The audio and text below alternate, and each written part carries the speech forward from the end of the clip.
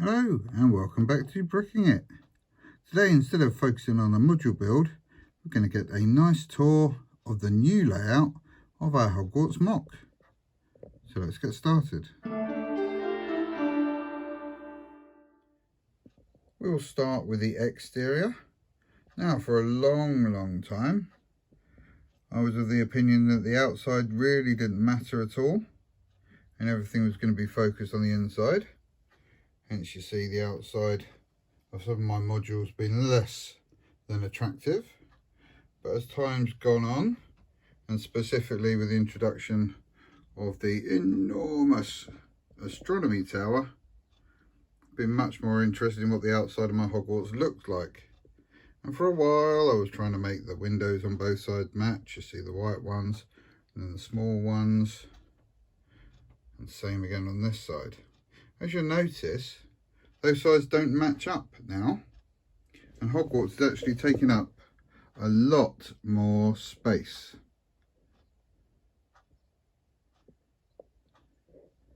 And this is because July the 15th finally came and went. The rumoured new gift with purchase turned out to be real. And we were able to add, as well as the new Dumbledore's office module, the grand staircase. Now, of course, I'd largely done these modules already, so I didn't add them in their basic form, but they were added to the MOC and caused me to decide to expand and take up all of the available space that I had. So let's tour around the castle and see where we're at now. So as ever, we're going to go into each module on its own, and if any of these modules haven't yet had a build video, be assured they will come in the fullness of time. We're going to start with the Slytherin common room and dormitory in what I think of as the West Wing or the West Tower, and they're in the basement level. We have our standard viewing angle in at the end as well. And then one of our newer modules here on the ground floor is the staff room. We've got a lovely bookcase in there, a few portraits, Professor Grubbly Plank and Professor Slugcorn are sharing a drink. You can see we used some bits from Dumbledore's office, namely the bookshelves and the books, and some of the portraits from that grand staircase were added in the background. You may be able to see them in the gloom back there. One of the distinguishing features of the staff room is that there's two gargoyles outside the door, so we have our gargoyles on guard outside. Moving up to the first floor is our multi-use bathroom. This year we've got it set up for second year, so Hermione's brewing up some polyjuice potion while Myrtle looks on in distress, and again with our viewing angle down the length.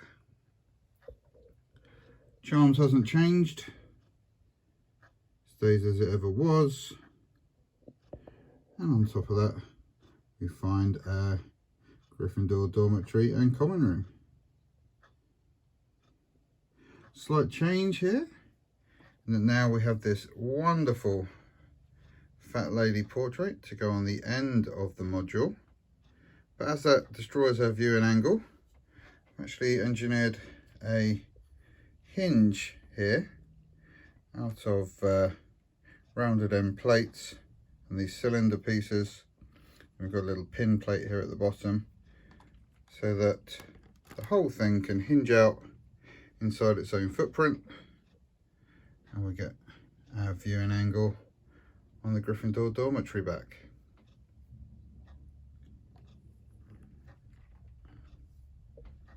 And then up on top of this tower we have our astronomy tower build featuring the astronomy classroom, the telescope room, and the viewing balcony with owls swooping all around.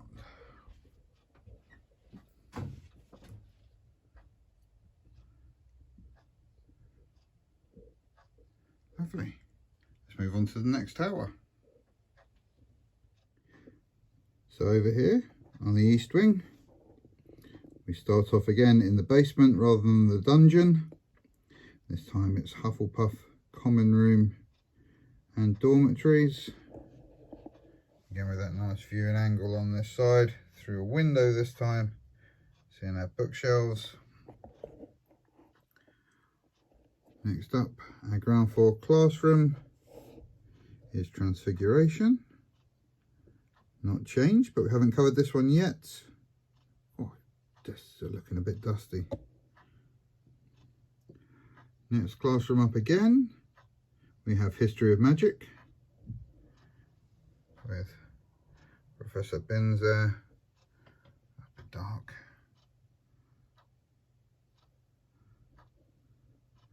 Boring people to tears. A shrunken hospital wing with Ron and Hermione in the beds. Not super right for year 2, but they came with the set so they can stay there.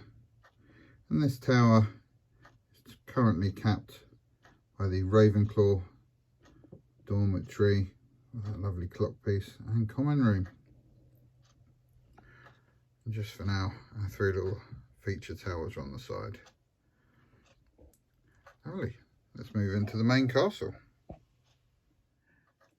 So starting down in the dungeons, we have one of our new modules. It's just a space filler. I didn't really know what to do, but I needed to even up all the floors.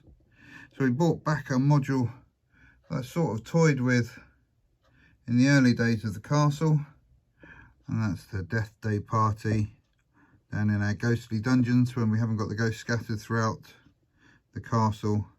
They're hanging out here with Ghost Dog apparently, here in the basement. Nick's missing his hair at the moment. It's being used as a placeholder piece in a mock we're working on at the moment, which we'll show you a bit later. As we move on from the ghost dungeon, we find potions. Seamus wondering why his never work. Another new small module. We've just added the staircase piece. Now it doesn't actually go anywhere. It's just for the look of the thing and to even up the modules on each floor. But it just gives us a nice staircase down into the basement where we find Dobby in the kitchens preparing the food, which is being prepared for a feast in the Great Hall. Now we will get around to showing the Great Hall. As you can see, I'll show it end on, so you get to see the teacher's table and then just a suggestion of the house tables along the depth. You can see in the back there the counter, and we've got Professor Snape, Professor Sprout, Dumbledore, Madam Hooch, and one of our standing teachers. That's a halfway finished mock for Professor Vector. And just through the door we have an entrance hall with Filch and Mrs. Norris. Another new minifig piece from that Dumbledore's office set. Kept the original Filch that I had rather than using the new one with the brown robes. I actually used that body as another wizarding unnamed character in an upcoming mock. And here's my grand staircase module. This is a switchable module, so that entire staircase comes out so we can put something else in. It's been variously Firenze's classroom, which I wasn't super pleased with, so I don't really use it anymore. We see we've got all the portraits on the back, and these all came from earlier sets. None of those are from the new grand staircase, because this module was already made when that set came out. Another slight change is that the greenhouse is now detached from the building. You can just see it poking around the side there. And if we move the wing out of the way, you can see our little greenhouse.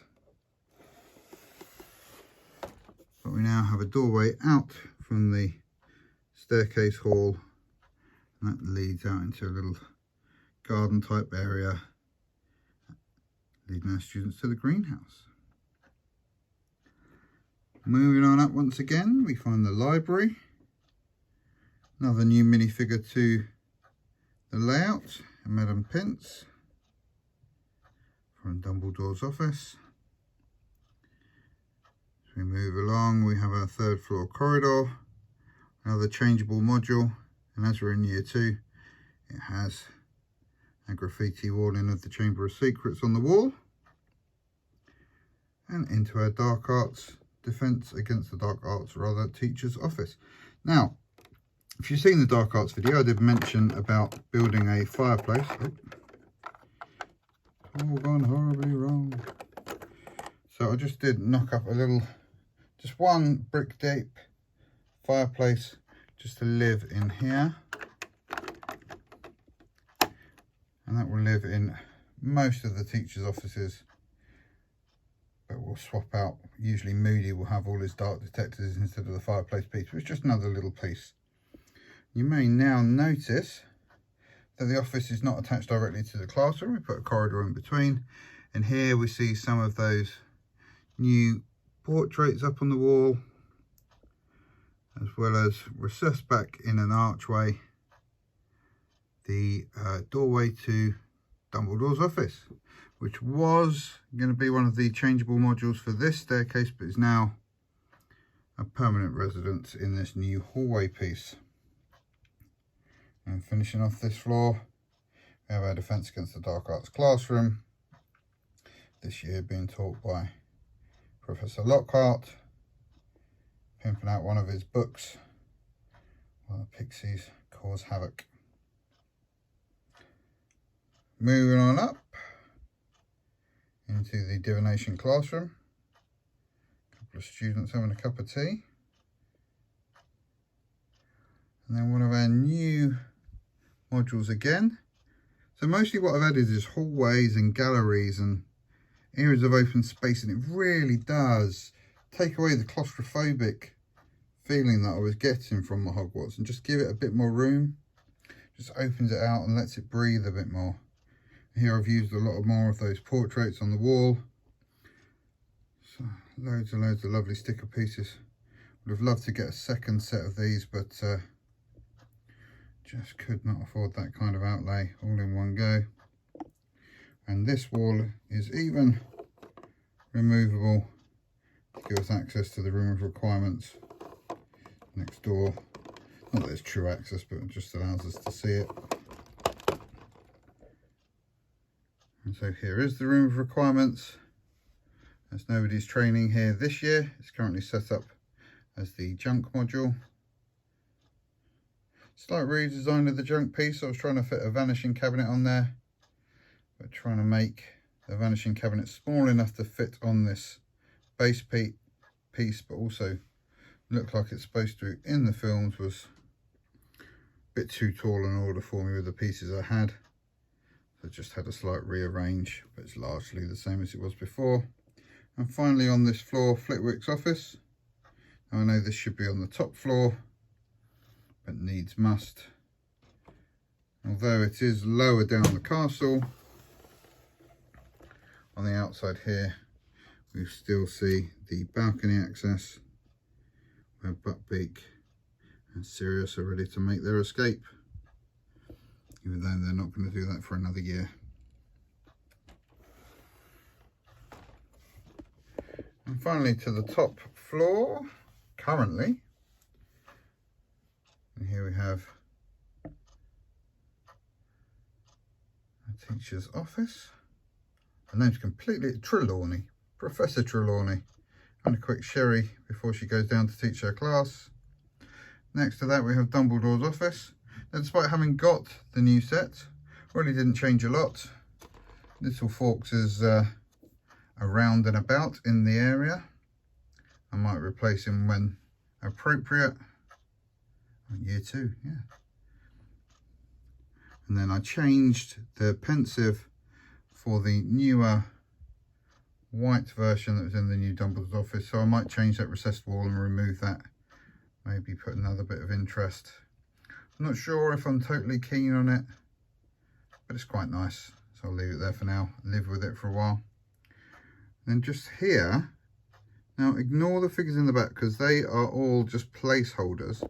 In fact, the whole middle section here is just a placeholder. But you can get the impression of what we're going for. We've built a long gallery. So again, it's just a nice large open space. Fills up 1.5 modules. So it's 8 by 24. It's got statues, or it will have statues of the 4 founders. In the middle, Peeves just lurking, ready to cause mischief. Been experimenting with flooring, just going for this sort of mix and match style of flooring. Also applied it down here in the Great Hall as well, just for a bit more visual interest. I think that may well carry on through in various different styles. See here it's much more even and regular. And here we've just got like a wood floor. But we might carry that style through all the various floors. Then we finish up on this end with another redesign, and we change the owlery. So I'm going to be bringing a new video on how I've done this. It's largely using the parts from the previous one, but we get much more of a front on look. You get to see all the owls face on. Still got that large opening. Little owl statue on the top there, using that sort of weather vane piece that came with Dumbledore's office. There's a bit of a quirk on this one because it butts up against the astronomy tower. You can just see this column here actually cuts in to the roof of the owlery. That's because that tower is slightly offset. So if you can see, it's about, there we go, about 1 stud row back from the main side. So we've had to put this recess in here. I'm going to replace those 2 red ones when I get the right colour. Then we just get a nice little slot, and it fits like a glove. And at the side of the owlery we have this launching balcony where students can send off their owls when they're writing home, or to whoever. So there's going to be some updates and changes coming. Don't think these are going to live there forever. That's where they are now. Focus. There we go. On the top, at the back here, we've got these 2 matching towers, just these little extension pieces to the roofs. I'm really focusing on how the roof line of the castle looks when it's all closed up. Oh yes, nearly forgot. Now the clock tower, which was on a little flying, almost like a flying buttress out to the side of the castle, it's actually been removed. It's no longer part of the build. And this is just purely a little, oh no, remove the hole. But you can just see here the seam, frame it up.